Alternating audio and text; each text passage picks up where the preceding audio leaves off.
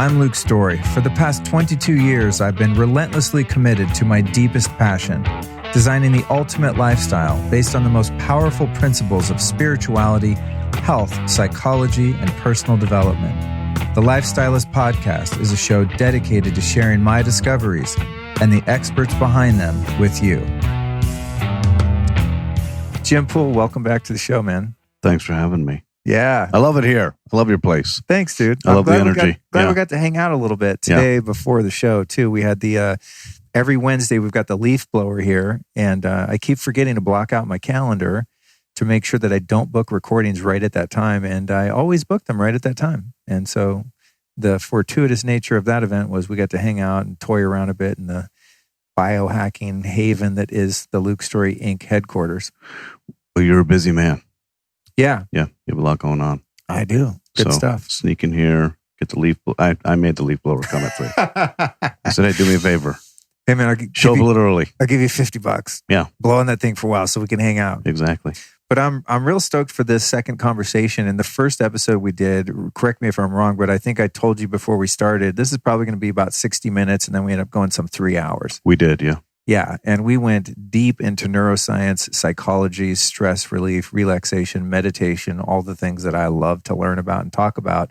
And of course, the Newcom technology, the company that you represent. You know, I've been using Newcom ever since we did that interview, maybe a little bit before, actually. And it's just become part of my daily routine. And it has replaced so many different styles of meditation, different relaxation apps. It's just kind of the all-in-one thing. And the reason I wanted to have you back on is because for those of you that heard the last one, you'll understand why. And for those of you that haven't, I recommend you go back and listen to that one because we did like a super, super deep dive. But I got a lot of feedback after we did that episode from people who were really interested in neuroscience and this approach to restoring your body and your mind, but found that the old pricing structure of NuCalm was prohibitive because it was like a few $1,000s. It was kind of a rich man or woman's game at that time. And that was fine for the pro athletes and military and people that could afford it. But the regular folks were like, this sounds awesome, but this sucks. I can't afford it. So it was a teaser. Yeah, exactly. It was a teaser podcast. Yeah. But then you guys made some changes. So we're going to talk about that later in the interview, which I'm really excited about because I think literally everyone needs this in their life. I really believe in it that strongly. And so I'm excited that you guys made these changes. We're going to talk about it in a bit. But before that, let's go ahead and really add some value and give people an understanding of what we're going to be talking about and what the purpose of using a technology like this is. So I'd like to start with just a little bit of your background. So you've had a diverse career and, you know, what brought you into the neuroscience space to begin with? Always a curiosity on neuroscience. In fact, got accepted to an MD, PhD program for neuropsychopathology. 8 years of school. And I said, no, I think I'd rather start a family. So I went to business school instead. Raised by 2 psychotherapists. So most people would say you're inherently crazy from your environment. Also, we'd had a very welcome house of crazy people. So I think always a curiosity, very strong female, compassionate mother figure in our life. And so always had a lot of empathy. Always were able to kind of observe in a manner that was easy for me to feel energy from people. So my course of my life, like anybody, took a circuitous route. And it wasn't until 2009 where the neuroscientist who invented this product called our consulting firm because he was working with a dentist to alleviate state anxiety in a dental chair. And the dentist happened to be a key opinion leader who had heard that our consulting firm made another dentist a lot of money through one of the largest private equity acquisitions in the history of the industry. So a very strange path. Dr. Holloway, being an exceptionally gifted, talented neuroscientist, quantum physicist, clinician, serving in a clinical environment, most people of his clientele were traumatized, comorbid with addiction. And so he developed this technology. And how he got my attention, which is not easy to do, especially if you've invented something, I typically would not take on that initiative, was, Jim, I've invented something that quickly, predictably, and safely relaxes the mind and body within minutes without side effects. I'd never heard that sentence before. my initial thought was marijuana, but marijuana has side effects. I'm serious. I was like, okay, I don't know what you're talking about. And also not very good for people that are trying to get sober. No, not good for people trying to get sober. Not good Welcome for to rehab. Here's the joint. Not good for, the snack diet. So we dove in on a 10-week discovery into this because when he explained what it was he invented, I knew even less. But we've been at this for 11 years. And so it's funny. We always had the initiative and always had the vision and the mission to solve stress, anxiety, fear, depression, and poor sleep for humanity. You can't do it in a manner where you have a Class 2 medical device and you had all the regulatory and all the stuff that's associated with, hardcore science. So we talked in December, and you're right. We were kind of on the back end of a 4.5-year curve that brought us here. So for me, I've done a lot. I've been inside a lot of companies. I've had a lot of fun doing what we did, but I never was a part of something that felt a sense of purpose, ever. Mm-hmm. And then this just has always felt natural. And at some point, just like what you're doing with your career, you become ingrained in it, and you don't know where your DNA ends and where the company's DNA. And so it's just part of my being. And I never feel overburdened. I never feel anything besides gratitude and an honor to lead this enterprise, because I know what we're doing is tremendous. I know we're helping people on a scale that's just magnificent. And it's really simple. Conceptually, Luke, all we're doing is helping you manage the negative consequence of stress. But as we talked about the first time, humans are really bright. We're problem solvers. We're exceptionally talented. Our brains are incredible. But we're really limited when it comes to something intangible. Because you can't see stress or smell it and touch it, you're not even sure if it's even there. You trick yourself, but it's there. And the anatomy and physiology of the negative consequence of not addressing stress will kill everybody. It's kind of a big deal. It's kind of really important that people are made aware how stress kills you, because nobody knows. No one's educated on it. It's not that difficult. It's anatomy and physiology. If you don't get restorative sleep and you don't manage stress and you're too high in cortisol and you interrupt the gut bacteria and you do all these things over the course of time, your cells break down, the mitochondria is not restored, the cells don't clean their toxins, the cells forget their job, communication doesn't happen, disease starts, disease proliferates, you get stressed out because you have a disease, and it's a cascading effect. So I personally would like not to die of a nasty disease, whether it's immunosuppressive disease of my stomach or cancer or something like that. And it's all stress modulated.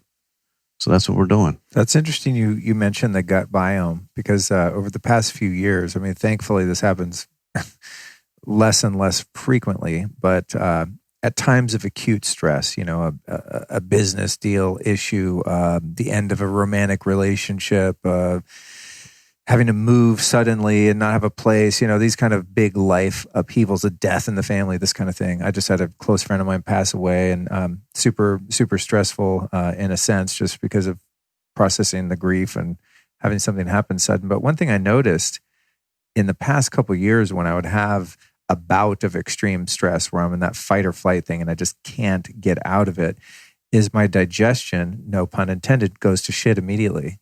Sleep and digestion. And I go, what's wrong with me? I'm eating the same stuff. I mean, I have the diet pretty locked in at this point. I cheat a little here and there and pay the price, but overall, I know what my body likes and what it doesn't. And I tend to follow that diet. But even in that, in times of stress, my gut gets wrecked. It's got nothing to do with the food that you put in your belly. It's got everything to do with the cortisol. It's wrecking. So how does stress affect your digestion? Which of course then, as you indicated, affects your ability to detox and your ability to assimilate nutrients. Stress is designed to protect you. So when your central nervous system feels like you're in danger, it activates fight or flight, or if you're going through grief, loss, confusion, denial, depression, anxiety. And it's a flood of cortisol. It's a flood of a stress hormone that interrupts the gut, and there's too much acid in there. It's simple. You have a brain in your gut. We call it intuition. Scientists call it the enteric brain in your gut. Everything's related from your tummy to your brain. So when your fight or flight is on And your reptilian brain is saying, we're in danger. This is a bad place for us to be. We need to get out of this place. It's just flooding your body with that cortisol and adrenaline and all the excitatory neurons and toxins. So yeah, as soon as you eat, within about 5 minutes, you're sitting on the toilet. And it's not comfortable. And you're not getting the nutrients you need because stress is winning the battle. And I think we shared this last time. If the reptilian brain in our fight or flight is 40 million years evolved, your frontal cortex and prefrontal cortex are only 4 million years evolved. That's your cognition, emotional stability, rational thinking, ability to talk yourself out of something. So the reptilian brain that's activating that cortisol response has a 36 million year head start. Wow. So this is why when you're starting to trip out and go into that fight or flight state, and if you have some self-awareness, as you know, many people listening to the show would from meditation and just being mindful about your state, even when it gets triggered, you know it's being triggered. And even if you know the thing you're freaking out about is not real, the threat is perceived, you still can't stop freaking out. You cannot. So that's because the reptilian brain is saying, we're going to die, we have to protect ourselves, or run, hide, kill, etc. And even if your prefrontal cortex, which is relatively new, you know, in contrast, is saying, no, it's fine. Like, you're just imagining this. It's all in your head. That doesn't help you get out of it. It does not. And that's so frustrating. If, you know, when you have some self-awareness and you're like, okay, I just got this text or, you know, trolled on social media, and your rational mind goes, this means nothing. This is meaningless. This does not affect my life. But there's a part of you that's threatened, and you can't talk yourself out of that feeling. You see a text of something that's really emotionally triggered, immediately your mouth gets dry. All of this happens in a nanosecond. You're not thinking through. You're not saying, hey, this is a trigger. I should prepare myself for battle. No, your central nervous system is constantly surveying your life, emotionally, psychologically, and in where you live, for safety, security, and familiarity. That's its primary function, to protect you. When it senses, through any sense or through emotion, that you are in danger, at risk, or fear, and triggers that response, the nanosecond to go to the amygdala, and the amygdala then triggers what's called the HPA axis, hypothalamic pituitary adrenal cortex. It's a unilateral axis. Once that's triggered, it's all hands on deck.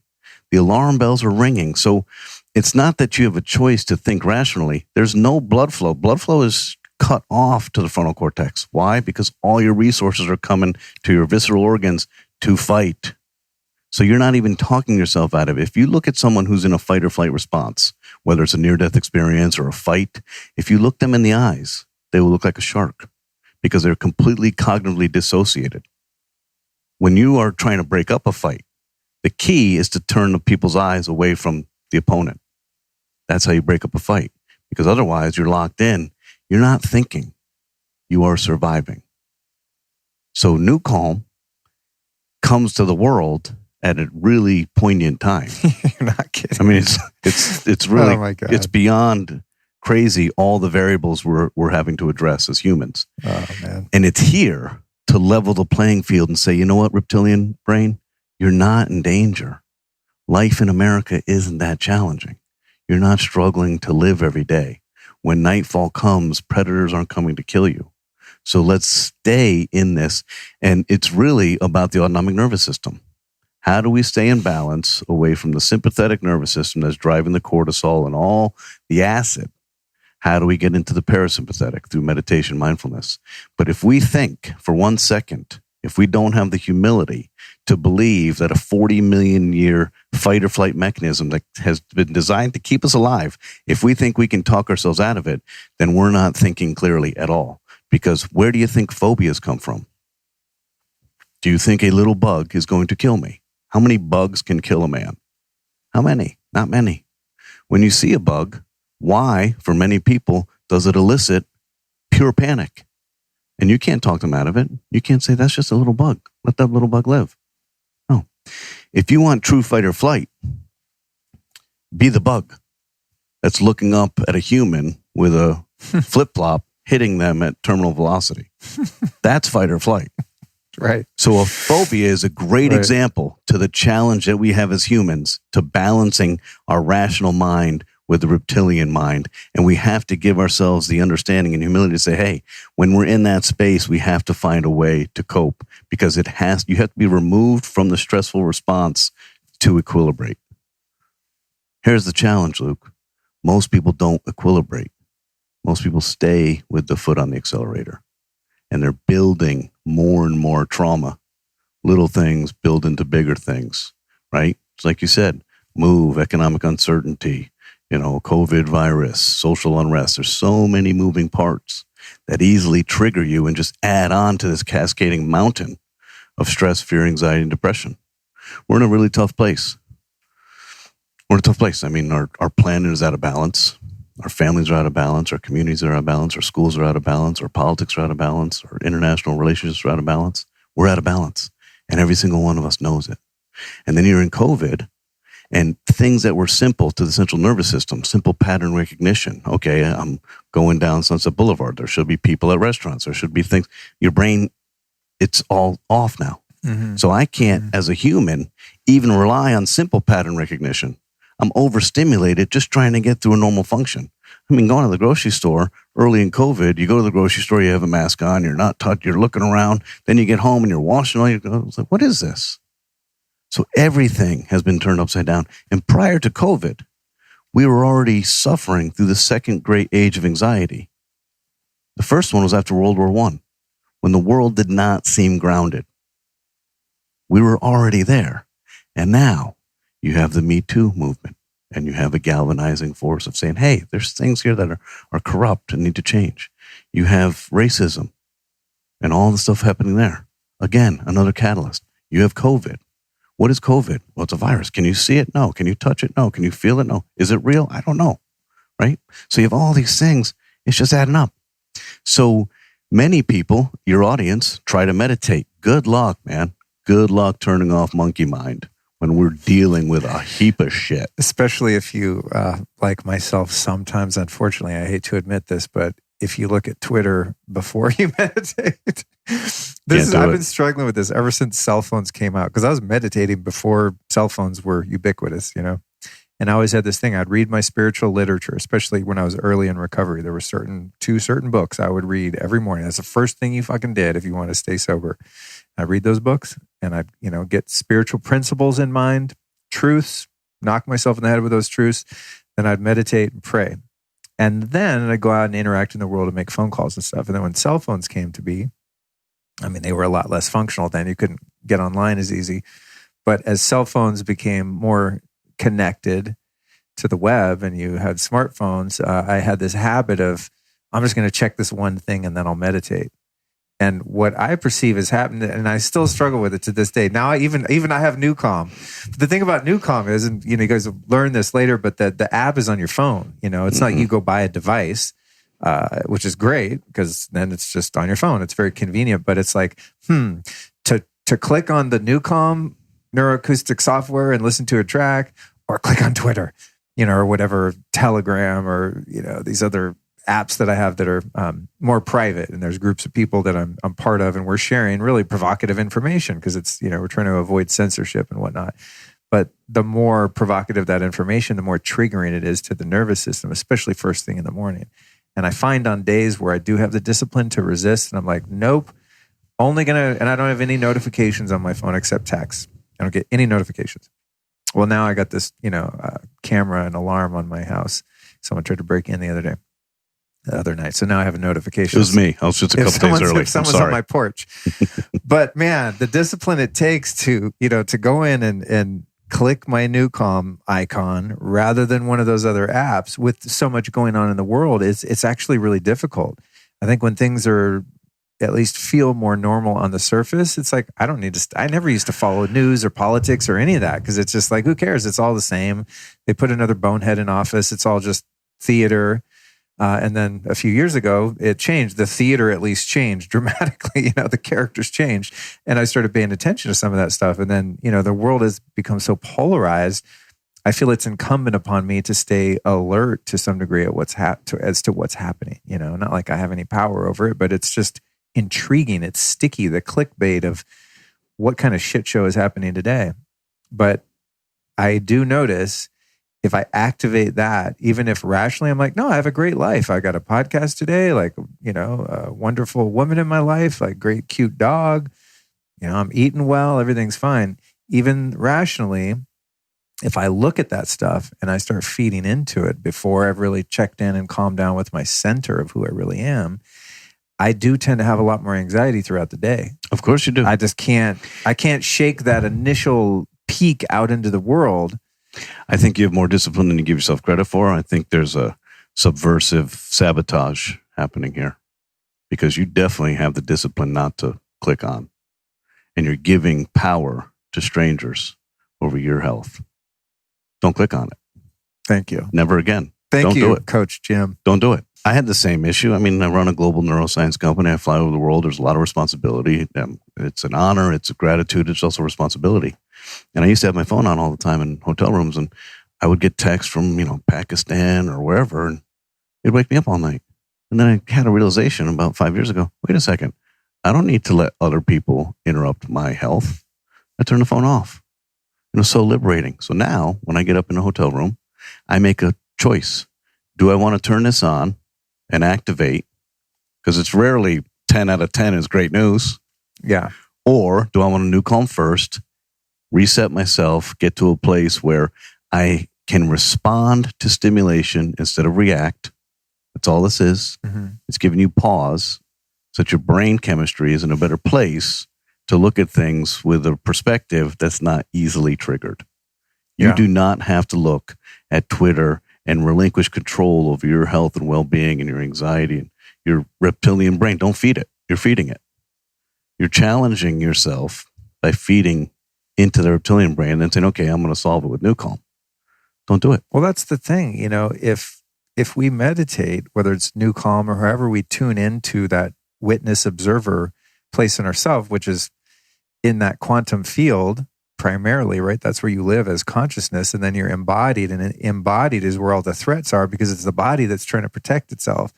But when we check in with that first and remember who we are, fundamentally, that we're not this body in this house with this career and this partner and all that, then it seems that we have a buffer as we go throughout the day where there's a little bit of separation between perceived threat and real threat, right? Which there ultimately is no real threat because we're timeless, eternal beings, according to my calculations and observations and realizations.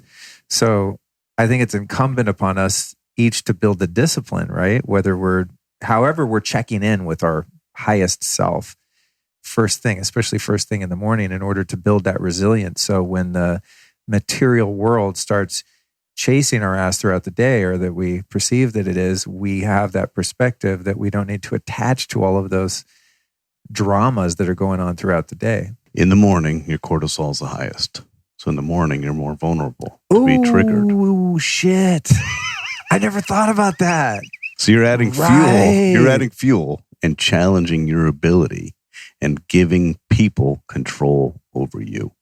Right. People that don't deserve that control. They didn't ask for that control. They simply are doing this and you're receiving it, triggering you because your cortisol is at the highest level in the morning.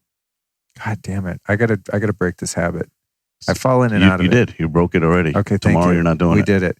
So for people listening, do you have any tactics that they could use to prevent, whether they're using NuCalm or however else they're checking in with themselves in the morning and getting grounded? How can one resist the temptation? It's like really is so addictive to check in with what's going on in the shit show of the world that we find ourselves in now. Like, how can you find the discipline to take care of yourself first, then check in after your cortisol is dropped down to a manageable level and you can, as you said, respond rather than react? It's not really a choice. You have to make yourself a priority. You have to build a habit and a pattern in the morning that serves you. Can't serve everybody else if you're broken or if you're fragile or if in the back of your mind you're worried about stuff that's inconsequential. Think about back in the day, maybe 10, 15 years ago when you went on vacation. It took 4 or 5 days to relax and get to that place of balance. And then you were on vacation for like 2 days and you had to leave. But that 5th day, you reach that place of wellness. All you have to do is turn your phone off for a day, because the next day, the world's still here. You know, we put a lot of pride in our organization, and we take care of humans. And when you're taking care of sick humans, or you're taking care of powerful professional athletes or the military, you're kind of on call all the time. But I warn and share with my team, say, hey, this isn't a 911. No one's dying. Maybe someone's having an anxious response. Maybe someone needs a little TLC and some love. But at what expense? So you have to take care of you. And COVID has changed the family dynamic. I think it's been a pattern interrupt. I think the world will never be the same again. I think people are seeing the rat race that they were in and the gerbil wheel that they were running on really had not as much consequence as they thought. You can't take your life and your job and your career path too seriously, because it's not going to fill you up. It doesn't fill up your bucket. Your bank account gets filled up, but your bucket gets depleted. It's really the people around you, where it's all about love and energy. Your being is about energy, and you have a choice. What kind of resonance do you want to have? I fall victim to this too. Sometimes I say, okay, it's 9:00. I've been up since 5. I've already walked. I've already drank my lemon water, or whatever routine I'm going to do. All right, I'm going to check CNN. I'm just going to see if the world is still here. Yeah. And then within 5 minutes, I am completely out of center. And I am agitated. I am impatient. I am confused. I feel disheartened. I'm just like, I don't need it. I've never turned off the news in the last 10 years and felt a sense of peace and calm. I just haven't. So we all fall victim to that. But tonight, when you go to bed, promise yourself tomorrow, first thing I'm going to do is I'm going to take care of me. I'm going to be present, do things that are healthy for me. And I'm going to take care of my spouse and my children. And I'm going to check in with them, be present with them. Do you think that people that have suffered trauma, emotional, physical trauma, et cetera, earlier in life are more predisposed to the addiction to drama and the addiction to fight or flight? That's absolute. How does that work? The traumatized brain is beyond sad and beyond real. The whole mental health landscape is so confusing because, again, humans can't understand what they can't see. Your thoughts are real, right? The itty bitty shitty committee behind your eyes that tells you you're not good enough, or your audience doesn't like you, or you don't resonate with this person, or you have an insecurity about going to a party or meeting strangers, all that garbage. It's real because that's your reality. PTSD has a damage to the brain, a physiological damage to the brain, where red blood cells in cognition and what's called neuronal coherence is interrupted. So you think about it like a bruise. The hippocampus, the prefrontal cortex, and frontal cortex are directly impacted to the brain of a traumatized victim. The hippocampus is your memory center. So for the rest of your existence, unless you get help, you're going to be perseverating over the trauma. Frontal cortex and prefrontal cortex. How do I rationally distance myself from the physiology? So that person's central nervous system, remember earlier I said, hey, your central nervous system governs you for security, familiarity, and protects you. When the central nervous system has been compromised and no longer trusts, whether you were sexually assaulted by a family member, whether you were physically assaulted, emotionally, it doesn't matter. The assault doesn't matter. Okay? It changes your central nervous system. Your central nervous system says, Luke, you messed this up, brother. You didn't protect us. So we are going to protect us. And we're never going to trust again. The central nervous system has given up trust. So we're always going to be hitting that amygdala because the slightest thing is going to keep us in a hypervigilant state. That's what leads to the comorbidity of alcoholism. This isn't confusing. This is really simple. Your brain is very sophisticated, and your brain knows intuitively that a sip of alcohol will take this pain away. So as you're driving down the road, you turn left to go to a bar. Intentional or not, your brain is basically dictating, I need help. And the fastest thing for me to take care of this psychic pain is to drink. It all makes perfect sense. Your body And your brain is a full ecosystem, a highly compensatory ecosystem. So when you fuck something up, it overcompensates. Look at the inflammation response to a wound. All these cytokines come. It's like, hey, chill out. This isn't a big wound. We don't need the army. But the body's like, hey. So the traumatized brain has an incredible adaptability to normalize what is not normal. Ooh, that's good. So people get stuck in their pain. They get stuck in that label. The challenge for trauma, and what just breaks my heart, is that it's all real. So your reactivity, your impatience, your judgmental, your critical, you're super critical of yourself, all those elements are real. The homicidal thoughts, the suicidal thoughts, all this just negative energy, it just cycles around. That reptilian brain is so on overdrive.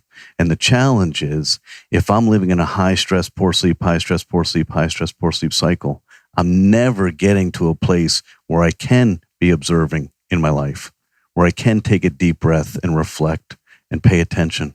Can't do any of it because I am consumed with fear. So think about the last time you just said a friend of yours passed away. That's less fear than it is grief. But say the last time you were almost in a car accident or something. That fear grips you in a manner that's incredible. Think about that all day long and in your sleep. That's PTSD. That's really profound, the part about when your brain is injured by trauma, that the abnormal becomes normal. Yeah. And that reminded me of different patterns that I've had to work to unravel, especially in interpersonal relationships. Having had many traumatic experiences with different humans as a kid of all different types, I was really perplexed for a long time as to why I would repeat those same dynamics with people that I would invite into my life. Comfort. With my conscious mind, I'm like, oh man, that thing happened to me when I was a kid. One of my parents did this, or abuser did this. Never going to let that happen again. And here I find myself in relationship with someone who does that very same thing. Mm-hmm. And it feels, in a sense, it feels right. It feels familiar. Mm-hmm. There's a familiarity to it. Stay focused just there. Yeah. Because it's not right. Yeah. It's just familiar. It's familiar. Right. And the brain needs pattern recognition. We normalize insanity, but it's a pattern. So in these abuse cycles, there's a pattern. You can identify it in any abusive relationship. Pattern. It's the balance between your central nervous system protecting you and triggering the autonomic nervous system. The autonomic nervous system governs fear, stress, anxiety, and depression. That's all happening in your midbrain. So we have to figure out how to interrupt that pattern to say, hey, this may feel familiar, but familiar is not good enough. I need to override the central nervous system, and I need to take some risk. I need to push through this adversity. And you have to follow your enteric brain in your gut, we call intuition. Because a lot of times we override it because the central nervous system says, no, Luke, we're going to take that path. Because I know that path. That's comfort. Yeah. I can kind of see how it's going to be. There might be some pain involved, and you might, not like the outcome, but we're going there. It's the known way. It's the known way. Yeah. I remember early in my recovery when I first got sober, my grand sponsor, who I had recordings of, I never met him, but I used to listen to his tapes over and over again because he was the only human I think I'd heard at that point that made any sense to me about what was wrong with me. And he said, I used to have this saying, alcoholics would, let me make sure I can get it right. I used to say this all the time, but I think it's ingrained in me now, hopefully. But he said, alcoholics would rather do the wrong thing, even if they know it's the wrong thing, because they've done it before, rather than doing the right thing when they know it's the right thing. Right? So it's like, you're walking into this pattern voluntarily, a melodrama with the person, or you're dishonest, or you're being selfish, or whatever it is, you're angry again. And it's like, you're going in the wrong direction, but you can't stop it because it's just what feels right. It's like, this is the way I do it. It's the way I've always done it. Right. Even if you've had some spiritual growth and you've matured and you quote unquote know better, you still find yourself compelled to repeat that same thing again. It's crazy. It's crazy. Is this, are these neural pathways that you're describing? Yep. So it's like So when you do mindfulness, you do meditation, your practice of meditation, what you're doing is you're opening up oxygen-rich red blood cell flow to the frontal cortex and prefrontal cortex. You're creating new neuronal coherence. You're creating new opportunities to take those challenges that don't seem like the comfortable road of pattern recognition, but you can reflect, be observant, be patient, and be present in the moment. And you can listen to your intuition. You already know what the answer is.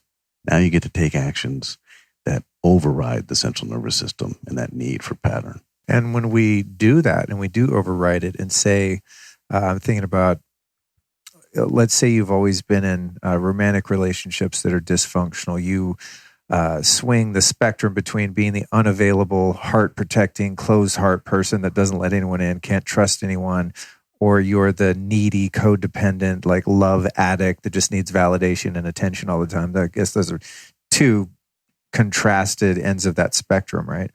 Let's say through painful experience, one starts to find that pattern. I did it again. Someone wanted to get close to me and I wouldn't let them in, and they're a great person, and I just stonewalled them, and then they got so bored or frustrated they left, and here I am alone again. And so you start to see these patterns and work on yourself and break through that, and then meet someone where you have that fork in the road and you see that opportunity to listen to your gut or to follow that pattern. You listen to your gut, you wholeheartedly go in and allow yourself to be vulnerable, and you allow for true intimacy, or at least, up to your capacity at that time. Mm-hmm. Don't you then build a new pathway where that becomes normal? Yes. Where that intimacy, closeness, that love, everything you've always wanted is now the new normal. And to go back into that old pattern of pain for both parties is like not even an option. I mean, I guess it's always an option, but it becomes much more clear and much easy to resist. That becomes now foreign. Correct. Is that the way it works? Yes. Seems to be my experience. So you can pattern interrupt. Right. And that's what you have to do. That's growth. Yeah. Because when I look at my relationship now, it's just so fulfilling. It's so peaceful. It's so comfortable. It's so safe. It's so fun. I mean, it really is all the time. It's just fun all the time. I keep waiting for when everyone says in a relationship, you're always going to fight and this and that, like you go through these things. I'm like, I'm not. No, we're not. Right. It's a completely new world. Trust, respect, listening. Yeah. But I think back now on, my behavior and the behavior that I put up with from other people in relationships, and I go, what? Who was that guy that would ever been so shitty or would ever have put up with such shittiness? It's like another lifetime. It's I can't imagine. Who that guy was? Who? A scared boy. That's all it is. Getting into dysfunctional relationships is just your inability to manage your fear, and that pattern keep finding those triggers. You keep being attracted to people that are gonna give you that comfort. Yeah, but it's just fear. And then when you protect your heart from all the scar tissue, that's just fear. Fear of being vulnerable again. Fear of what's the worst thing that's going to happen? You're going to feel hurt. You're going to feel pain. You're going to feel loss. Is that really that bad? It's part of being a human. Yeah. We're going to feel loss our entire life. We're going to lose people our entire life. And we are going to impose loss on people. That's part of being human. So what's so fearful about that? And if you don't give, why are you doing it? If you don't relent and take that scar tissue and say, hey, let me show you what's in here, and I hope you like it. I hope you like this person. Because when you live a lie or you're in this matrix of dysfunctional relationships, you're not even yourself. You're compartmentalized. Mm-hmm. You're only by yourself when you're in the shower or on the toilet. Even when you're lying next to the person, you're not connected to them. You're in your head. Right, because there's still parts of yourself that you're withholding. Absolutely. Out of self-protection to avoid the vulnerability. Correct. Because of all the patterns before that you've built from doing that and having it, not it's very complex. Not go well. Being a human is really complex. Yeah. But the reality is trust and love. Take that to the forefront. Mm-hmm. Challenge your fear. Challenge your historical, patterns of dysfunction that didn't serve you well. The whole mindful path. There's a physiological response to mindfulness. people don't understand that either. People think, okay, yoga, Tai Chi, and meditation and deep breathing or whatever. They just see it as someone, I don't know. I don't know what they see it as. People perceive mindfulness in many different manners, and it's not pervasive to the world yet. But the whole benefit of mindfulness is to oxygenate red blood cells to the entire organism, from your toes to your frontal cortex. That's all you're doing. When you sleep on something, you're getting restorative nature of theta brainwave function. So when you wake up the next day, you're like, oh, that wasn't so bad. That text or that Twitter wasn't so bad. I don't know why I was so triggered. I don't know why I was so triggered. Seriously. Could have been cortisol, could have been my bulletproof coffee. I don't know what it was, but something just caught me. But the next day you wake up, all that is you've had the practice of theta brainwave function and oxygen. Oxygen-rich red blood feeds your body and your brain. So you can create new cognition. You can create new pathways and new ways of thinking. So say you're in a dysfunctional relationship 11 in a row. Your central nervous system is laughing at you. Number one, it's like, hey, you fall for this every time, right? And your gut's like, would you please listen to me just once? So the 12th relationship, you finally interrupt that pattern. Now you're on that path. You've taken the lead away from this, and you are creating new cognition, building a new network and a schema so that in your head of your relationships, historical, present, future, right? There's a pattern now developing. That's how you move away from dysfunction. So the good news is you can change. Always. No matter how stuck one Always. feels they are in these patterns. But the only way you change is through enlightenment through oxygen-rich red blood cells to the key areas of your brain. Mm-hmm. This is anatomy and physiology 101. You need to have blood flow to the areas of the brain. If you're stuck in the amygdala and the reptilian midbrain, you will always be consumed by fear, stress, anxiety, and depression. You will always play that whole course of treatment. For what? You can easily be liberated from it. One thing I've noticed over the years of doing different types of meditation and whatnot, and now using NuCalm is, and this was especially true when I really committed to my practice of Vedic meditation, where I do 20 minutes in the morning, 20 minutes at night. I went through this phase where rather than becoming this peaceful monk, I became really irritable. I was just super pissed off, maybe the first few months.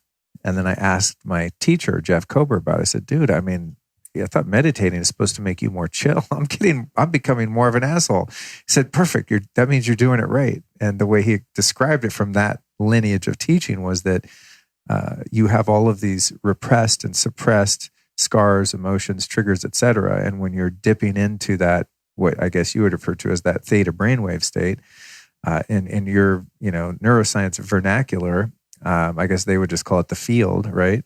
When you're dipping into that, you're releasing this pressure valve that all of those old things are coming up. And so there's going to be a period of a little bit of a shit show on your way to building a new way of reacting, responding to your experience, wherein you become less fuckwithable, less triggerable. And I have noticed over the years, through all of the different practices that I've done, that it's much harder to trigger me.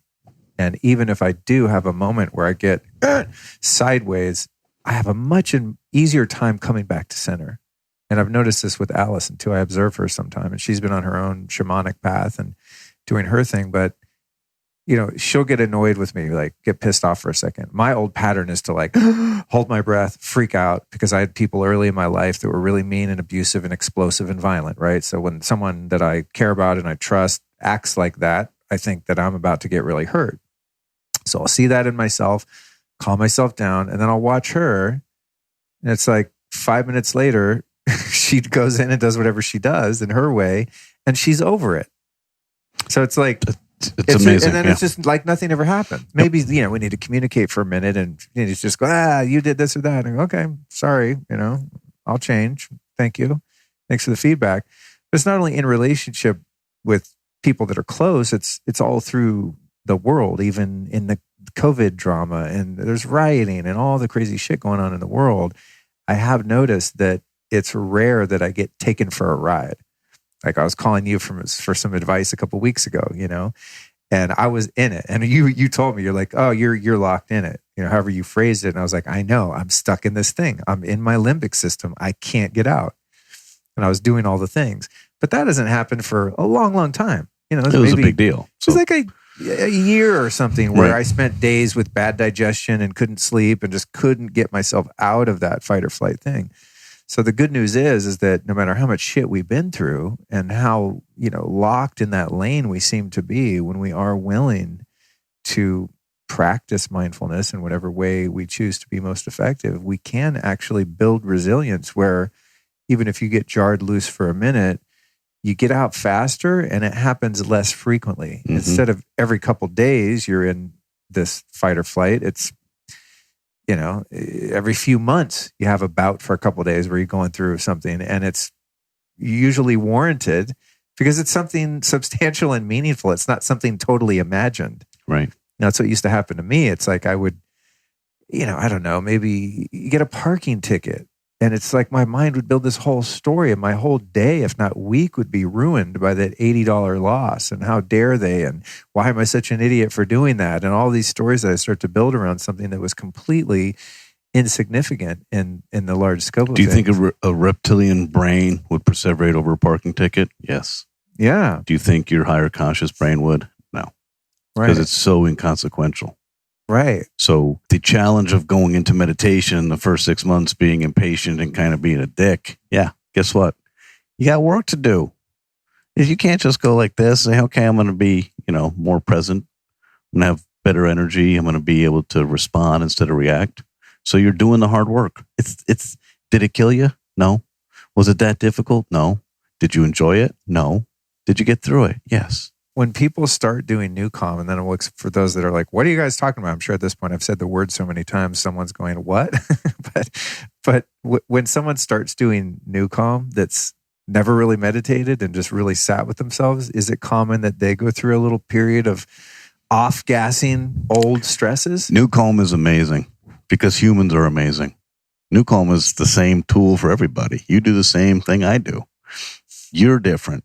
Your subjective neurology is different. Your epigenetics are different. Your schema and your network of experiences are different. So when you put somebody in the healing zone, theta brainwave function, or the quantum field, you have no idea what the outcome is going to be. If it's trauma related, we all have a narrative. Everybody's gone through something. Okay? No one's alone. The numbers are too conservative, but 1 in 5 males are abused and 1 in 4 females. I don't believe that to be true at all. It's probably more like 1 in 3 and 1 in 2. Any continuum of the abuse cycle. And we build a narrative to protect ourselves. We all have that. I call it the itty bitty shitty committee. Mm-hmm. We've had a narrative with our inner self since you can remember. And the inner self narrative usually isn't all that positive. Yeah. It's not a cheering section. Yeah. And it's embarrassing if your spouse, your girlfriend, or your fiance wakes you up and you say, hey, I didn't sleep well last night. You don't even tell them about it because you're almost shameful of it. This little committee that keeps just racking through my brain. So this narrative is part of our ego. Okay. When you are guided into theta brainwave function, with a technology like NuCalm, there's no way to caution or share with somebody what's going to happen because you don't know what's going to happen.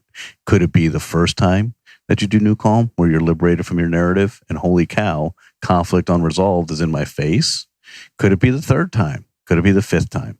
But we do know this. When you're in the NuCalm experience and your brainwave function is literally oscillating at 4 hertz to 7 hertz, your mind can go through any conflict you want.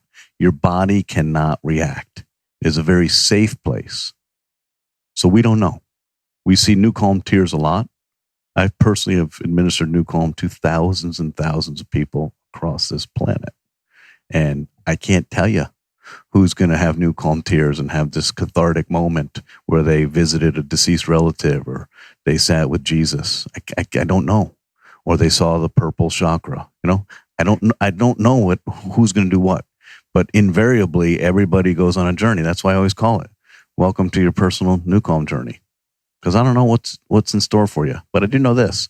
On the other side, you are going to be a exceptionally different, better human being. You're not going to be a NASA, astronaut. You're not going to be a professional athlete. We're not giving you talent. We're making you a better you because we're allowing you to be present in the here and now, to be reflective, to be responsive, and to be patient. Patience. If we all had a little more patience, we'd have a much better existence on this planet. Have a much better Twitter. Have a much better Twitter. Let's explain how Newcom works. Okay. So you have this neuroacoustic software, these kind of soundscapes you listen to, and then there's a little disc you stick on a specific place on your left wrist. Yep.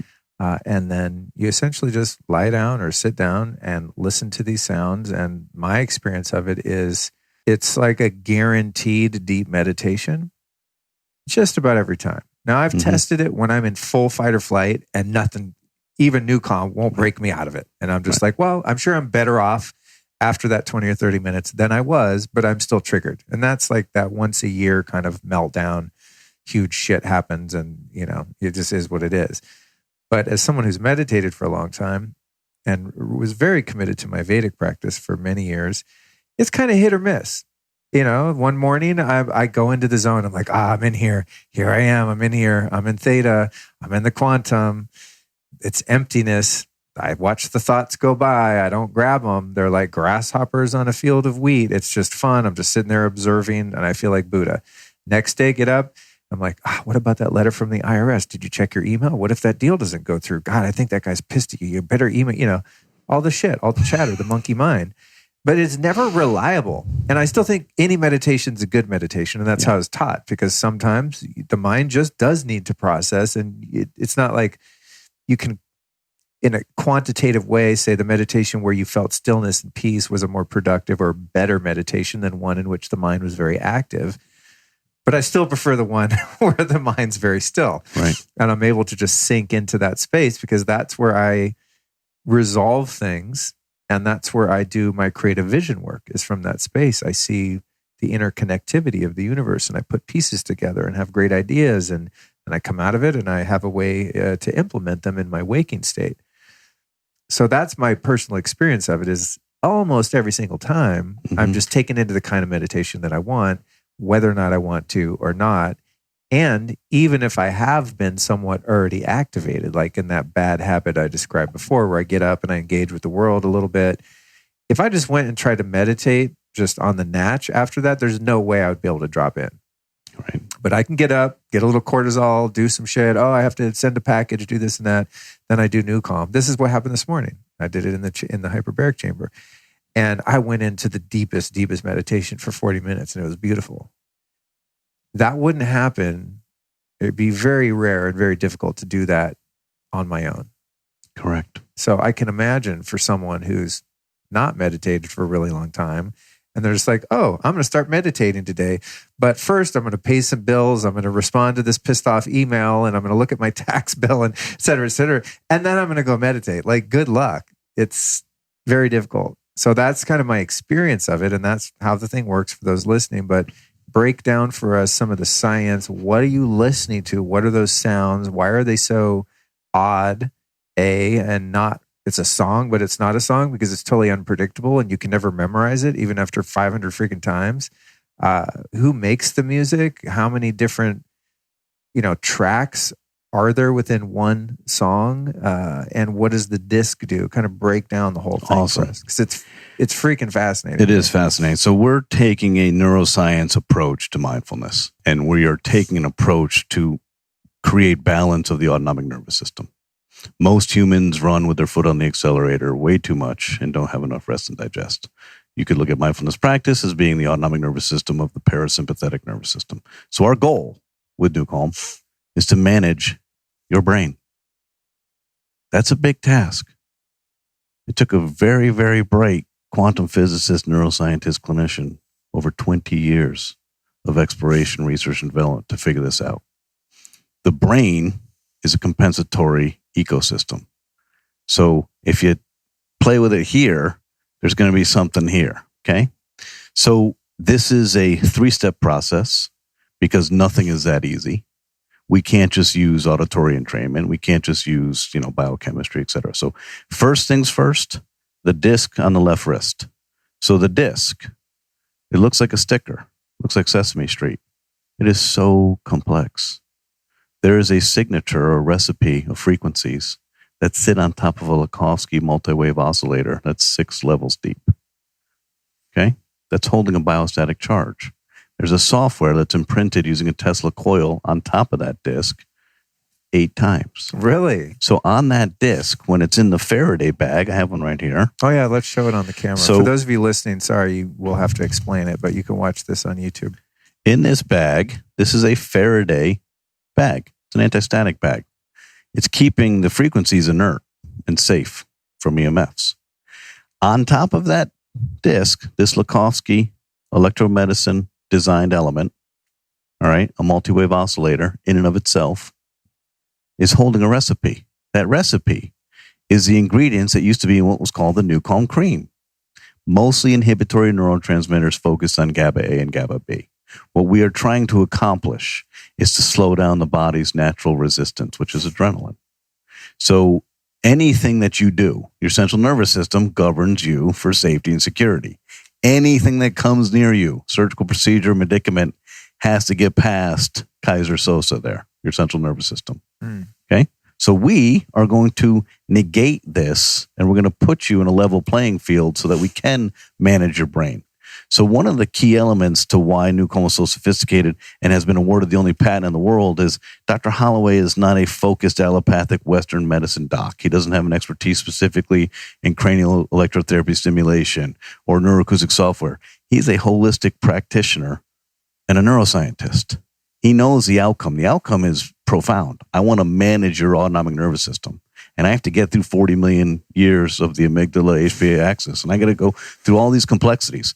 So the first step in the relaxation response is to place this disc on the pericardium 6 acupressure point. This is going to present the brain with a signal. It's bioresonance. Every cell in your body has a frequency. And when it gets the oscillation of that frequency, it gets in harmony, like a tuning fork. So this little sticker looks like Sesame Street, took 4.5 years to develop, is an exceptionally powerful and efficacious tool to activate what's called your GABAergic system and inhibit the HPA axis so that adrenaline doesn't flood the body while we try to relax you. So it's funny. I didn't even know this about the discs because I never asked you how they're made or anything like that. So out in the Zen den there, I have a biocharger, which is based on a Tesla coil, Rife frequencies, and multi-wave oscillator and noble gases. 100 years of electromedicine from Lakhovsky and Tesla. Right. Yeah. So that sort of device is what makes these stickers and puts frequencies like that in these metallic stickers. For those listening, they're a little disc and they're shiny and metallic. Yes. So these emit a frequency, which is why you told me don't put it next to your cell phone. Correct. Don't wear it on the biocharger, which of course I've forgotten. I've ruined 100 of these goddamn things. Sitting on the amp coil or I have a bunch of PMF devices around. And then I've made them inert basically if they're exposed to that, right? Correct. So the frequencies from those technologies are imprinting on these stickers. And then because your skin is conductive and you're putting it right at that certain You have spot, electromagnetism. Right. Within about, 1/2 inch to 2 inch of your body is your chi. So there's your Gauss field. So there's bioresonance between the frequencies in the sticker and your body goes ding, ding, ding. We know what that is. The body activates and turns on the frequency. The frequency reaches the brain, and a tuning fork happens where it starts resonating with the frequency of GABA. Okay. Absolutely fascinating. It's like, how did we do this? So if the sticker's just sitting there on the shelf, it's not actively in this bag, anything. It's completely inert. Nothing is happening. Out of the bag and attached to your electromagnetism, it is turned on. And it is emitting that signal to the brain. And how long do the stickers last? These last 2 to 4 hours. There is no specific time because you were different today than you were yesterday. Your inability to self-regulate, your deficiency in GABA is different every day. So the body is so fantastic, compensatory ecosystem, right? It's going to take exactly what it needs from this disc at that time. So we can't tell you. We just built it so that, hey, the longest NuCalm is about 4 hours, so it's 2 to 4 hours per use. So essentially, every 1 or 2 times you sit down for a session, depending on how long of a session you do, Yes. you're going through a sticker. Yes. And as long as you take this off, put it back in the Faraday bag and seal it up and keep it in a dry place, that's it. You're good to go. You can shower with these on too. Oh, really? Yeah. I mean, the disc technology is incredible. That's crazy. Begins the relaxation response and levels the playing field of the 40 million year reptilian brain and the 36 million head start. Okay. I liken this to having a glass of wine or two without any cognitive impairment. So say you had a tough day and you drink a glass of wine and immediately you feel the weight of the world roll off your shoulders. Like, hey, life isn't so bad. That's the GABAergic system. Everything related to your biochemistry, that is anti-anxiety, anxiolytic, relaxation, is GABA-A derived. Every alcohol sip you ever had bound to the GABA-A receptor site. Any benzodiazepine binds to the GABA-A receptor site. Any barbiturate binds to the GABA-A receptor site. That's the sense of relaxation. So we're basically addressing the GABA-A receptor site. I remember we talked the other day and you were coaching me on some stuff. As I said, I was really stressed out. And you, if I'm not mistaken, I think you said before you do the thing, I had a meeting and it was potentially stressful. You said, go put one of those stickers on your wrist. Yeah. But I wasn't even listening to the NuCalm tracks. No. And you're like, no, just put it on. Yep. And it just takes the edge off. Yeah. The other day I wore it for 24 hours and I was had the edge off all day, which I don't like. I like to have the edge on. But I was like, wow, this I feel you're a CEO, right? Yeah. Yeah. Well, you got to have edge if you're a CEO. Yeah. I've tried that role. It wasn't, I'm too mellow. So that is the first step of the equation. Okay. And think about this as a great equalizer. With the disc, you create every time a predictable, deep, efficacious, and fast-acting experience. Okay. So you've NuCalmed for over a year. And you've NuCalmed a lot. I've NuCalmed for 11 years, and I've NuCalmed a lot. And you're right. Sometimes I don't go as deep, but I always go. I always go somewhere. Yeah. Okay? Yeah. And that has to do with your sleep, your stress, your nutrition, and your cortisol levels at that time. Okay. You want to know something? My favorite time to NuCalm actually is if I got a really shitty night's sleep or I've been traveling and I'm just torqued, and around 3 or 4 in the afternoon. Oh my God, yeah. That's the best NuCalm. Like when you Always. really need it, it's actually Yes. the juiciest. If I feel super energized and refreshed, I'm like, man, I don't feel like doing a NuCalm because I don't feel tired. And then I'll do it and it's nice. But if I really need to be restored, it's just like, oh man, that's the best. That's the sweet spot. And 2 it to feels 4. like you slept like 2 hours. I'll do 20 minutes and I get up and I'm just like, oh, wow, okay, I'm fine. It's a complete reset. It's insane. It's incredible. Yeah. Between 2 and 4 in the afternoon, the body's natural biorhythm wants to take a nap. Americans have a culture and a drive to do their to-do list that they reach for espresso. Wrong answer. Pay attention to your body. Listen to your body. It needs a power nap. It needs a 20, 30, 40-minute NuCalm experience. According to our research, 20 minutes of NuCalm is equivalent to 2 hours of restorative sleep. So if you don't sleep well, you can never make up sleep debt. The body is incapable of doing that. But biochemistry and physics isn't. So you can augment that sleep debt. That's why you feel really good the next day because you got an additional. I would never tell anybody to use this to supplant sleep. No. Sleep is really, really important. You need sleep. But in the event that you're sleep compromised, jet lagged, whatever it is, use NuCalm to augment that sleep debt. Another thing that I've noticed is that if I push off my afternoon session too late and I do it like at 5 or 6, then it hurts my sleep. Yes, it does. Because I'm super hyper. Yes. I try to go to bed at 10 or 11 and I just lay there and have to listen to 4 podcasts. Yes. Not my own, by the way. Well, I don't listen to my own podcast. You would never. I'll never know if it's edited right. That's the funny thing. I was thinking the other day, I said, shit, I don't even know if they're doing it right, but I just can't bring myself to listen to them anymore because I did for the first year. I don't either.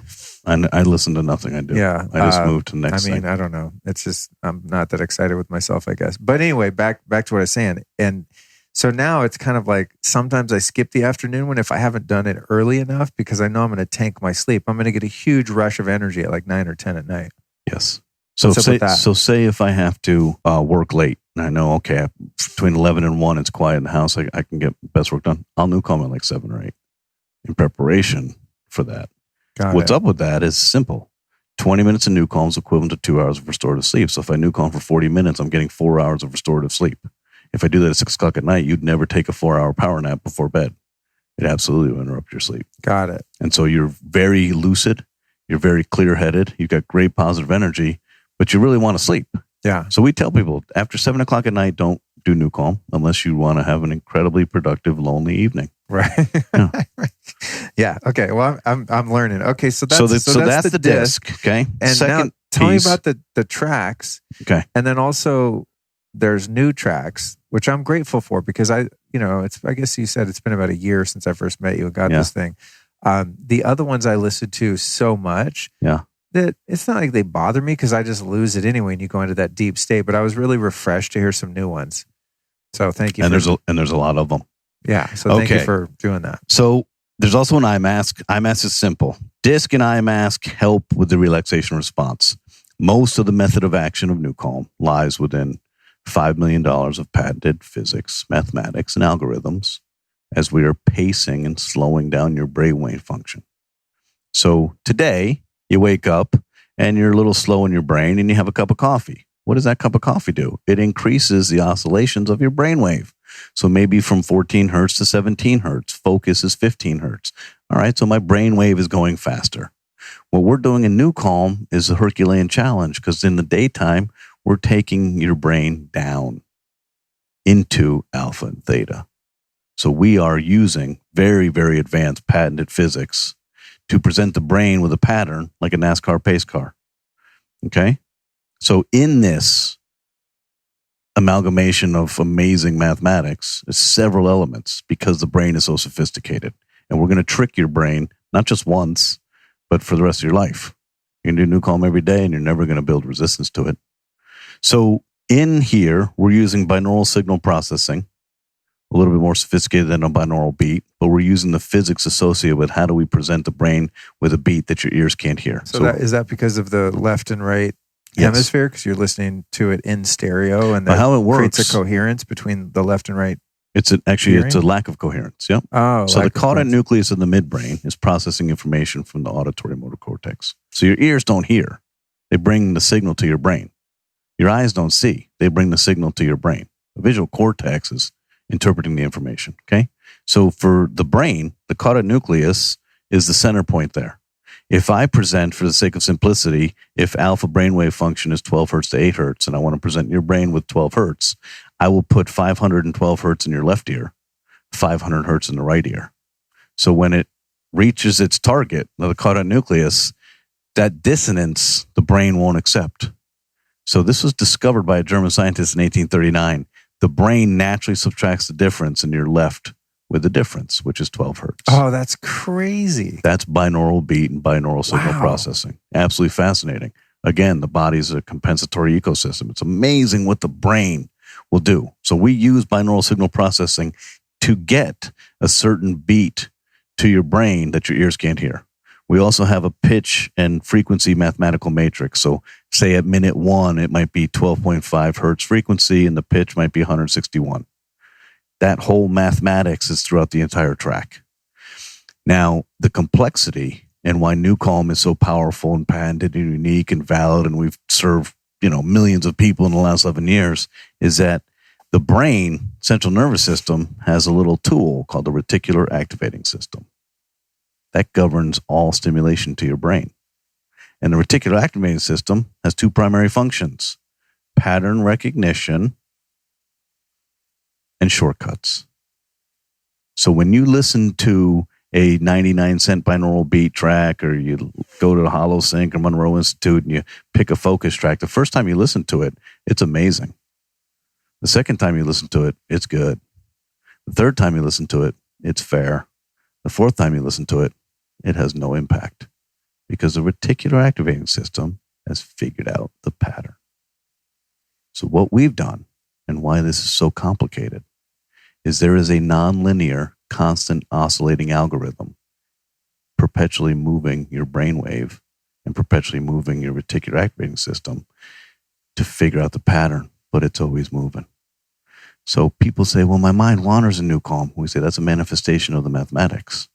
We can't, We can do a lot with NuCalm. I'm very proud of what we can do. Managing the human brain is a really big task, but we can't clear your brain of thoughts. We're not that powerful. So what we do is say, hey, let's liberate monkey mind to go on a nonlinear journey while it tries to figure out this pattern and plays in the kids' table while the adult body gets to restore. That's great. That's what we're doing. Yeah. Monkey mind, go on that journey. I don't know what the journey holds. It could be linear stuff for a minute. It could be to-do list, could be love, could be whatever. But over here, we want to suspend the body in a place of homeostasis and balance and being in the quantum field of theta brainwave function. So the complexity of what we've created cannot be overstated. I mean, it's absolutely amazing. And if you look at one single track, one track of NuCalm is almost 1 gigabyte of information. We're forcing your brain to process. I remember that with the old version. I'd have to download it. 789 megabytes. I'd click download and be like, it's ready in an hour and a half or something. That's download take forever. It's not music. Yeah. It's neuroacoustic software underneath a beautiful soundscape. So 5.5 years ago, we started working with Dan Celine, who's an exceptionally gifted genius in music production. He also has a medical hypnosis background, neuroglyphic programming. He understands a lot about the brain. Great partner for us. So we have a quantum physicist building physics, and now we have a brilliant person in the same kind of mind frame doing the music on top of our physics. Now, if you listen just to the physics, you would have a highly agitated NuCalm experience because it would sound like this. That's not fun. Yeah. So we lower the decibels of the physics, and then Dan, using the mathematical matrix, at minute 1, Dan, it's 13.5 hertz and 161. At minute 3, it's 8.5 hertz. That whole matrix is built to where we compose the music. Then if that wasn't enough, because that's already like neurosurgery, that's why it takes us so long to build the tracks, we also use the ancient solfeggio music scale, which is synonymous with the golden mean and the mathematics of the universe. Pretty cool. So you're right. You haven't heard a lot of what we do because we're playing in the 528 hertz miracle tone. We're playing in the 432 hertz healing tone. We're away from conventional frequencies that the human ear has grown accustomed to. So we're using all these different mechanisms to trick and create a resonance and a vibrational pattern for the brain to follow. And one of the cool ancillary benefits of the nonlinear oscillating algorithm that's constantly tricking your brain is because your brain and your central nervous system, I wouldn't say is ego-driven, but it's very powerful. You've seen it through pattern recognition in your life and your behavioral pattern. Well, we commandeer all of its resources because it really wants to figure out that pattern.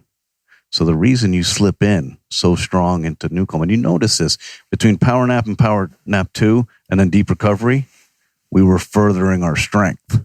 We were literally coming up to you and grabbing you like the creature from the Black Lagoon and taking you deep. And you're like, wow, this is noticeably more powerful. Yeah. Because we were going reverse. Let's go back in time. Let's study the neuroscience of the vibrational patterns of ancient instrumentation. And what do we learn? These folks were onto something. Yeah. They were doing harmonic oscillation, tuning fork resonance, and vibrational patterns for healing. So if we can tune them to 528 hertz, put them in the mathematical scale, subliminally add a singing bowl, a tuning fork, the tambura instrumentation out of India, that's what we've done. So we already have the most sophisticated patented physics underlying this.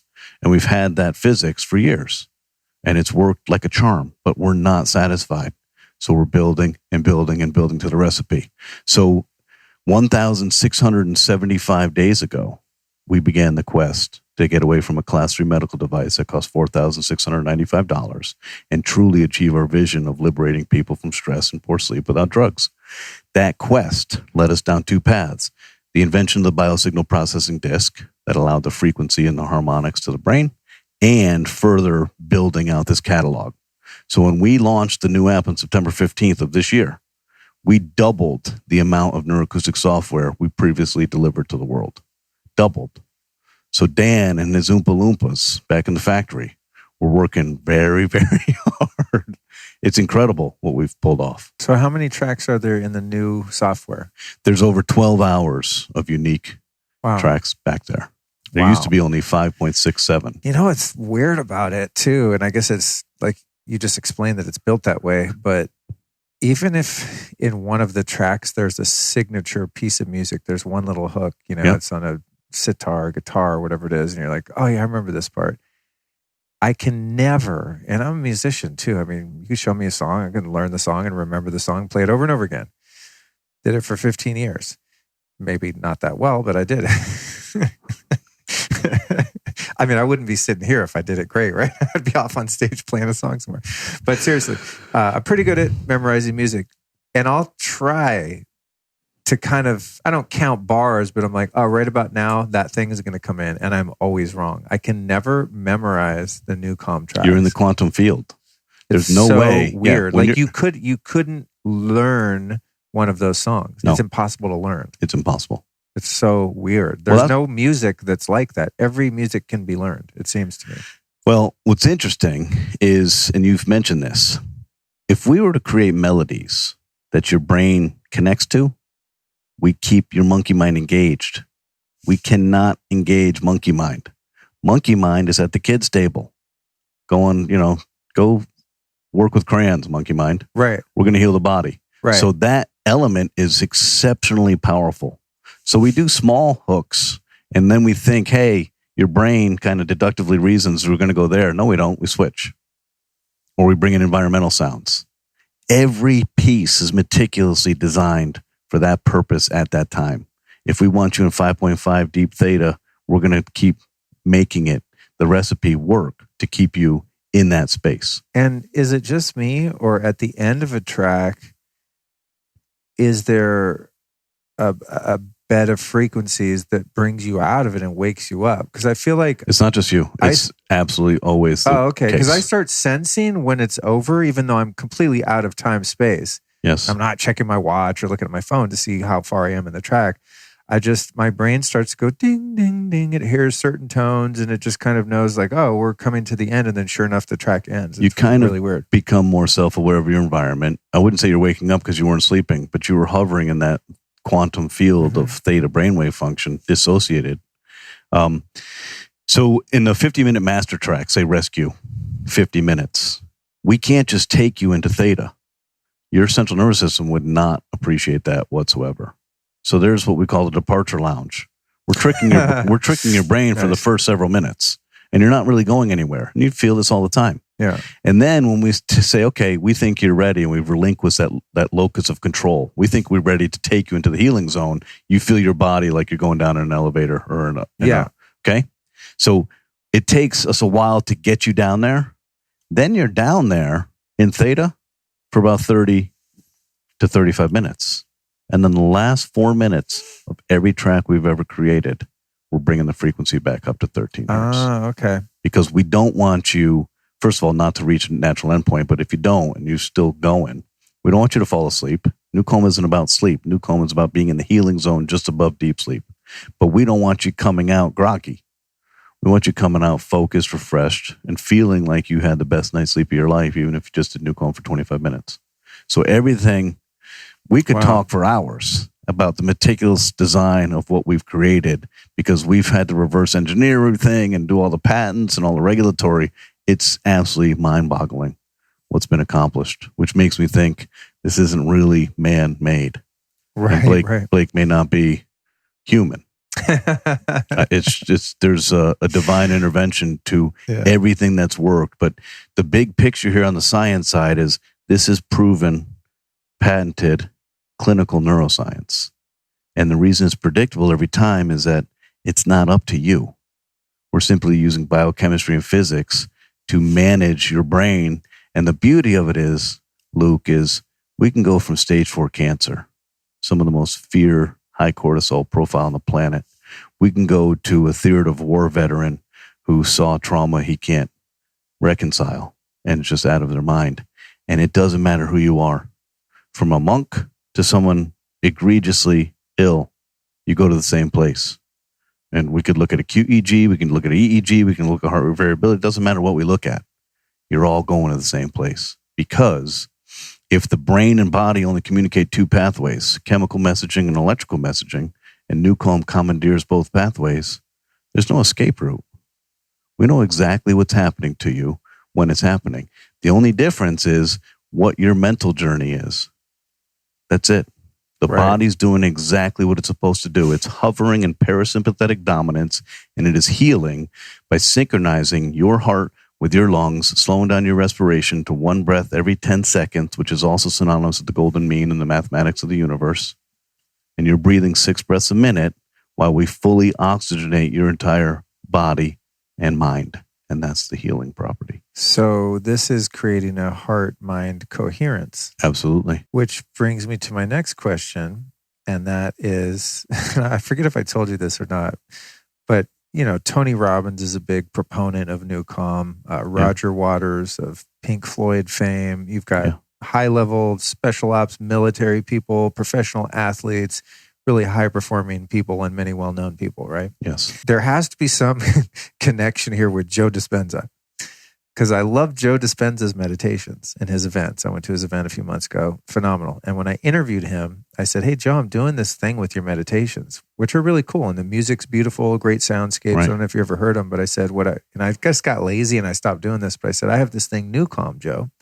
And I said, what I'll do is I'll put the NuCalm in some earbuds, and then I put your meditations on over it in my earphones, because the guiding that he does is fantastic, and it really takes you into that quantum space, and it's amazing. And I said, I just double them up, and I'm pretty lucky most of the time they'll be kind of in tune. There's not like, it's not a half step off of key. It's like it's a harmonic or in unison. Even sometimes I'll hit it and it's kind of the same key. It's all in there. And I told him that, and it was just a brief interview, so I didn't have time to really dive deep. But he was like, that's really fascinating. Wow. And I said, yeah, I'm not doing it justice to explain it. But I said, man, if you could hook up with the NuCalm guys and somehow partner and infuse your meditations with that, you're on another level. Because already his teachings are going there. Have you guys ever talked to him? Make the connection, because we have a long-standing relationship with Brother Craig Marshall, the Yogananda monk who was a monk for 35 years and was both George Harrison and Steve Jobs' personal confidant. Taught the Beatles how to meditate. Got it. He's doing voiceovers for us in meditation now. Oh, cool. You've heard it in the Ignite with Tony. Yeah. Taking a voiceover and going down a meditative path while using physics and mathematics that create a permeable brain. Yes. We are going to imprint the meditation to your soul. I mean, it's very, very powerful. Yeah. The word choices are really important. The inflection's important. That's what we're doing now. Cool. We're in collaboration now with Brother Craig Marshall to do that. There you go. But we'd love, more voices and more ideas. And yeah. So if introduce me to Joe, let's do it. Okay, noted. Yeah, because his curiosity was piqued. I think he was like, well, my music's great already. I'm like, it is, but this isn't music. I was trying to explain. This isn't music. So if one thing your audience takes away from this is not music. Music is a carrier, because we want the experience to be nice. So that it's not just blah, blah, blah, blah, exactly. blah, blah. Yeah. This is algorithms, physics, mathematics designed to trick the most sophisticated organ in the history of the planet, your brain. This is not music. Now, the music we're doing and the vibrational stuff we're adding strength to the physics, because it's all about vibration and resonance. Right. But we are so far beyond anything that's out there in the market. And this first mover advantage, because we're not inherently lazy, we're not ego driven, and we're never satisfied, we're constantly building. You see every track we come out with, it's like, whoa, okay, this is better. This is better. And it's just perpetual, continuous improvement. That's where we're headed. Yeah. So get on the train now, because we're growing and growing and growing. So speaking of growing, as I said, when we did the interview before, yes, I think we maybe mentioned the price of NuCalm at the end. I don't even know we did, but if we did, I wasn't like, hey, welcome to the show. So this thing's $5,000. We didn't lead with that. I want to educate people about all things neuroscience and mindfulness and restorative rest and all this stuff. And then at the end, I think we mentioned it, or it was in the show notes or something. And I got messages from a lot of people, and it was right as COVID hit. People are getting laid off. And quite a few people are like, this is awesome, but dude, seriously, like, who can afford this? And so I thought, yeah, that's true. It kind of sucks if you don't have a lot of cash. Like, you can't do this, and you're not Special Ops or Tony Robbins or whomever. So break down, even for me, I'm not even totally clear on it, the new subscription model, which is exponentially more affordable. Because after this conversation, a lot of people are going to be like, dude, it's such a no-brainer. whether you're a long-time meditator or not. And as I said, it's added so much to my life. I'm super excited that now I have something I can like promote and recommend to people that isn't impossible for the vast majority of people. NuCalm is a no-brainer. Let me just reinforce that. Nutrition is a no-brainer. Exercise is a no-brainer. Sense of community and love is a no-brainer. Stress management in your life is a no-brainer. Whether you choose meditation, mindfulness practices, or a technology like NuCalm, it's a no-brainer. At $4,695, there's a lot of brain power involved in that buying decision. And it took us 1,675 days. Very methodical. I know this because I love data. And I'm like, wow, this has been a long journey for us. When this comes to market, this subscription model is very, very simple to understand. $39.99 gets you 1 month access to full access to the app, every part of the app, all the tracks. It gets you 10 NuCalm Pro discs. The NuCalm Pro discs retail for $4 a piece. So for $40, you get $40 in tangible goods. You get this starter package that comes in this neoprene bag, and then there's a premium eye mask and the 10 discs. Eye mask is badass, by the way. It's badass. I've tried a lot of eye masks. And It even really even is. the Mindfold, when I found the Mindfold, I was like, this is amazing. Yeah. But it scratches your face. It Yes. actually is annoying. I don't like, sorry, Mindfold. You had me there for a minute, but it wasn't soft enough. Yeah. I'm a big baby. This anyway, is a really good. I just want a bunch of those masks Yeah. too. Well, they're badass. for 11 years, we've traveled the earth taking care of people. We've heard a lot of commentary. So Yeah. we've become experts in headphones. We've become experts in eye masks. So you get the eye mask, you get the 10 NuCalm Pro discs, and you get access to the NuCalm app for $39.99. It brings you into the NuCalm family. There's no contract. There's no obligation. You do it, you like it, great. If you want to do more than 10 NuCalm sessions in a month, you can buy discs a la carte, okay? Or you can do $59.99 a month. Voila! 20 NuCalm Pro discs. Or you can go to the higher level and do $69.99 a month. That gets you 30 NuCalm Pro discs. So for $69.99 a month, you get full access to the app, all the neuroacoustic software, okay? You get the eye mask, the starter kit, and you get $120 in tangible product of the discs. So we've made this very easy. You got the 10, the 20, the 30, $39.99, $59.99, $69.99. No obligation. You're in, you try NuCalm, you like it, you adopt it. You're in, you try NuCalm, you don't like it, maybe you hand it off to your spouse or your children, right? Everybody could benefit you're married from to a jerk. yeah, everybody could benefit from some mindfulness. So we've made this exceptional easy. I have a tremendous amount of enthusiasm, excitement, and pride in having done this because it is not easy to take a complicated neuroscience platform and make it brutally easy for the consumer to use. The app, as you've seen, we've restructured. There's no choice anymore. You simply pick whatever journey you want. There's reboot, recharge, and rescue. It has the icons in there, what they're for, energy, focus, stress management, sleep. And then you pick the time. Hey, I got 30 minutes. Okay, we'll take care of you. Yeah, I'm stoked, dude, because it's just, like I said, it's much more accessible for people, even if they do the $39.99. It's like, I'm thinking, cancel Netflix. It's like I drink coffee, you drink coffee, right? I would be embarrassed to tell you the shit that I spend $40 a month on. Like it's, sometimes it's a steak. And I understand a lot of people just lost their jobs, and I'm not trying to make light of the fact that some people can't eat a $40 steak, but I don't even watch my money that well as I'd like to. And I'm like, if I was making way less money, I would easily sacrifice a couple of those things. But $40 a month is going to change your life. The thing is, you got to try it. That's the thing. You got to try it. And so I'm glad there's not like, your card gets recharged and you can't get out of it or some weird shit like that. It sounds very ethical. We are here to take care of people. We are here to manage your stress without drugs, not give you stress as business development for our product. Right. We've always been transparent. We've always been very methodical. It's taken us 19 years and $24 million to get to this point. That's a lot of patience. That's a lot of use of NuCalm. We've never cut corners. And when we do something, we do it right. Because that's, if you tell the truth, you never have to remember anything. It's a great Mark Twain quote. Mm-hmm. Okay? Let's just do it right. So then I don't wake up at 3 a.m. when I go pee and perseverate over things or people that are upset with me. Because what are you going to be upset about? We're doing our best. We're working really hard to take care of people. And we drove the price down to $480 a year from $4,695.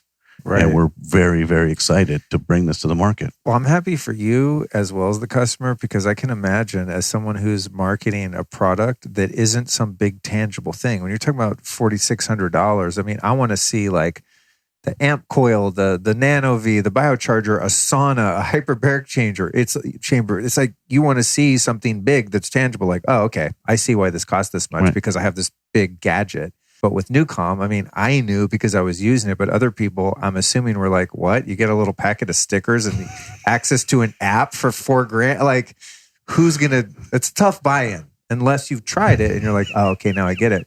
Right? So I feel sorry for you. I'm sorry that you had to go through that phase.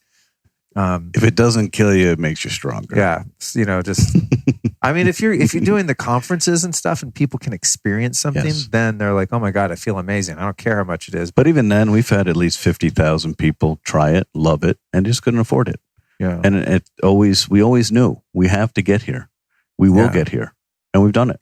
We're here. And so in the initial phases, you guys had an actual device and you had this GABA cream, right? And so there were like bits and pieces. And we had a stimulation device, and you had neuro patches, and you had all this stuff, and it was clumsy. And it's amazing how quickly humans are to find shortcuts not to take care of themselves. They're like, oh, the batteries ran out, or oh, I ran out of patches. I'm like, it's not that difficult. Right. Would you like to go learn to meditate like a monk, or do you want to do NuCalm? Give us 20 minutes. We're going to take care of your life. Yeah. It's worth the investment. So, but people are amazing. They always find shortcuts. So they'll find excuses. Admittedly, you know, people send me stuff to try out, and some of it's really cool, but if it's too hard to use, then my compliance fades after a couple months. You know, I'm like, I got to go get the thing and, you know, put on the all the different parts and gadgets and straps. Like, I like this thing. This is the Apollo. I don't know if I told you about this. This thing's freaking amazing, dude. Cool. Yeah, I'll tell you about it after the Apollo. Basically, this neuroscientist, PhD neuroscientist and psychiatrist, Dr. David Rabin, spent about 6 years, I think, doing clinical studies with different levels of vibration, different frequencies of vibration. And this has a menu, kind of like y'all's app. Mm-hmm. And you pick open and social, focus, sleep, whatever. And then, as crazy as it sounds, kind of like NuCalm might sound crazy to some people, you listen to shit and it makes you meditate. Yeah. You put this thing on, and it makes you happy and sociable, or makes you focus. It's crazy. It's all frequency. Yeah, it's so badass. Focus is 15 hertz. So and this is you know, this I can use every day because it's easy. Like all I turn the Bluetooth off when I use it. You know, so I have to go put it in the charger to reactivate the Bluetooth because I don't want Bluetooth on my wrist. And they were smart enough to build it in a way where you could disable it. But it has to be easy like this. Put on a wristband, click go on an app. Put on some headphones, click go on an app, put a sticker on. Like if it's not easy, people just won't keep doing it. And I do this shit basically for a living. And even I grow bored of things that are too complex. Right. You know, same biocharger, super cool. Pick your recipe, sit on your ass, and it does its thing. You know what I mean? Whereas getting in a hyperbaric oxygen chamber, you got levers, zippers, pressure, all kinds of things. You got in a float tank. Yeah, you got to be super committed to use some of these biohacks. So I'm stoked for you guys and stoked to share what you're doing again. And I feel grateful to be able to do my part to try stuff out. And when I find shit that works, share it with people. That's probably the most rewarding aspect of what we do. Take care of people. Isn't it cool? And you get DMs from people like, oh my God, this changed my life. And I always think, what? I don't even remember that. Okay. It's amazing. Like some episode or some supplement or device or philosophy or whatever it was, you know. Every little bit helps. Yeah. Especially it's in the positive side of the equation of our planet. Yeah. So that's what we're here to do. Sweet. Well, is there anything else? Do we miss anything? I don't believe so. Okay. Cool. And I'll put the links, you know, and all that stuff in the show notes. And when I record the intro later, I'll tell people where to go. But other than that, where can we find you on social media, website, etc.? www.NuCalm, NuCalm.com. Okay. Cool. And Newcom Performance on Instagram. Yep. And those of you watching on Instagram, I think it's probably tagged on there right now. By the way, while we're at it, folks, follow me on Instagram at Luke Storey. And you could have been one of the people watching this interview live in the flesh. You missed out. Yeah, we didn't. I like it when the dog does something or there's leaf blowers. I like when shit goes wrong in an interview because then I'm like, see, you guys got the raw behind the scenes. Today was actually fairly professional. So I think that's it, dude. Oh, no, it's not. I'm going to ask you again because I feel like I do ask people that have come on more than once, who are 3 teachers that have influenced your life? Teachers, Bonnie Yeah. Strickland, psychology professor, University of Massachusetts, Tom Marks, wrestling coach, high school, and my 3 girls. Nice. You can learn a lot from the naivety of a child. Yeah. How old are your girls? 18, 16, and 13. Oh, okay. They're grown 3 up. young women. They're grown up. Damn. It is. It's amazing. And you're married, what, 27 years? Yeah. Wow. So you got 4 women in the house. Yeah. Wow. No wonder you have high empathy. Yeah. Well, going back to what you said about your mom, right? Yeah. You know, you got to have that. I thank God I was raised primarily by my mom because it helped me be able to relate in that way. It's been amazing. Be a feeling-centered person. Yeah. You know? Raising girls is amazing. Wow. Women are so complicated. It's just mind-boggling to me. Yeah. They can complicate everything. It's amazing. Yeah. Sitting at the dinner table, I'm like, what is going on here? It's just not that difficult. But men are simple. Yeah. You got that, everybody? Men are simple. What you think we think is what we think. Yeah. Well, what did you mean by that, Jim? What I said. Yeah. It's not that difficult. Oh, good stuff, man. All right, dude. Well, thanks for coming by. I'm so glad we got to do another one in person. Yeah. You know, with the COVID drama, man, it was a drag having to go back to Zoom. I felt like a newbie again. I had to do Zoom in the beginning when I couldn't get someone to come over because they didn't know who the hell I was. So I've gotten kind of spoiled, and I'm glad that you're able to make some time. A little humility never hurt anybody. That's true. A little pattern reset.